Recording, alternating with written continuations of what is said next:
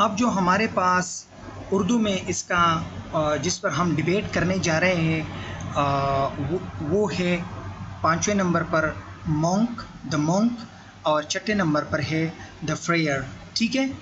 Monk کا کردار بھی مذہبی کرداروں کے بد کرداری اور بدعنوانی کو ظاہر کرتا ہے. مذہبی کرداروں جن سے صرف عبادت گزاری اور مذہبی کتابیں پڑھنے کی ہی امید کی جاتی ہے، مگر چوسر کے بیان کردہ مذہبی کردار صرف غیر مذہبی مشاغل میں ہی خوب مزے لیتے ہیں. اس راہب نے تو تمام حدیں پار کر دی ہے. وہ نہ تو مذہب اور نہ ہی مقدس کتابوں میں کوئی دلچسپی رکھتا ہے، بلکہ گھوڑا سواری، شکاری، کتے پالنے کا شوقین بھی ہے. سب سے بڑھ کر یہ کہ وہ ان مذہبی ضابطوں اور مقدس کتابوں کی آیات کے بارے میں کھلم کھلا نفرت کا اظہار کرتا ہے، جن میں راہبوں کو گوشہ نشین ہونے کی ہدایت دی گئی ہے اور شکار کی مذمت کی گئی ہے. وہ وہ کام کرنا پسند کرتا ہے جو مذہب میں ممانعت رکھتا ہو. یعنی ہر وہ کام وہ پسند کرتا ہے جس کو مذہب میں نہ کرنے کا حکم دیا ہو کہ یہ کام جو ہے نا یہ نہیں کرنا چاہیے. اور وہ کام کون کرتا ہے؟ دمن کرتا ہے. اور چوسر طنزیہ طور پر کہتا ہے مونک کے بارے میں اپنے ہی اس کتاب میں، میرے مطابق اس کے رائے درست ہے. یعنی جو مذہب کے خلاف کوئی کام کرتا ہے تو چوسر اپنے ہی اس کینٹربری ٹیل میں کہتا ہے کہ یہ درست ہے. ٹھیک ہے. اب 6 نمبر پر ہے دا فریئر.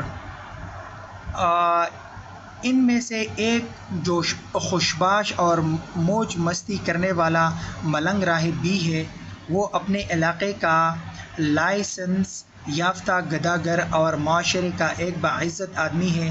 یہاں اس کے سٹیٹس پر گہرا طنز ہے. وہ انتہائی چکنی چپیڑی باتیں کرتا ہے اور پہلے تو نوجوان لڑکیوں سے دل لگی اور موج مستی کرتا ہے، پھر اپنی جان چھڑوانے کے لیے اپنے پاس سے رقم دے کر ان کی شادی کرواتا ہے.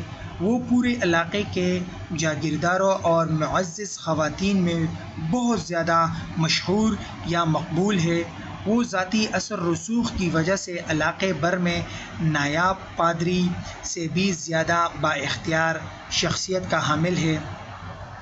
وہ اپنائیت برے انداز میں گناہوں کا اعتراف سنتا ہے، پھر بڑے خوشگوار انداز میں ان کی گناہوں کی بخشش کا اعلان کرتا اور بدلے میں ان سے کفارے کے مد میں خطیر رقم وصول کرتا ہے، اور اس بات کا پرچار کرتا ہے کہ انسان کو اپنے گناہوں پر پشیمان ہونے اور رونے اور عبادت کرنے کے بجائے اسے چاہیے کہ وہ غریب مذہبی گداگروں کو چاندی کے سکے دیا کرے. ٹھیک ہے. وہ خوبصورت عورتوں کو تحفے میں سجاوٹی سوئیاں اور چاقو دیا کرتا. اس کی آواز بہت خوبصورت تھی اور وہ سارنگی بھی بہترین طریقے سے بجاتا تھا. گانے گا کر وہ لوگوں سے انعام وصول کرتا تھا. وہ کھوڑی اور گداگر خواتین کی بجائے شراب خانوں اور سرائے کے مالکان اور وہاں کام کرنے والے خواتین سے تعلقات استوار کرتا تھا، کیونکہ یہ اس کے لیے زیادہ موزوں اور منافع بخش تھا. وہ بھیک مانگنے میں انتہائی ماہر تھا کہ ایک غریب بیوہ سے بھی ایک سکہ تو نکلوانے میں کامیاب ہو ہی جاتا تھا. اس کی اوپر کی آمدنی تنخواہ سے کہیں زیادہ تھی. وہ دکھاوے کے لیے توڑا تتلا کر بولتا اور خود کو ہربرٹ کہلوانا پسند کرتا تھا. فریئر کا کردار بھی مذہب پر شدید طنز کرتا ہوا نظر آتا ہے جیفری چاسر کے اس کتاب میں۔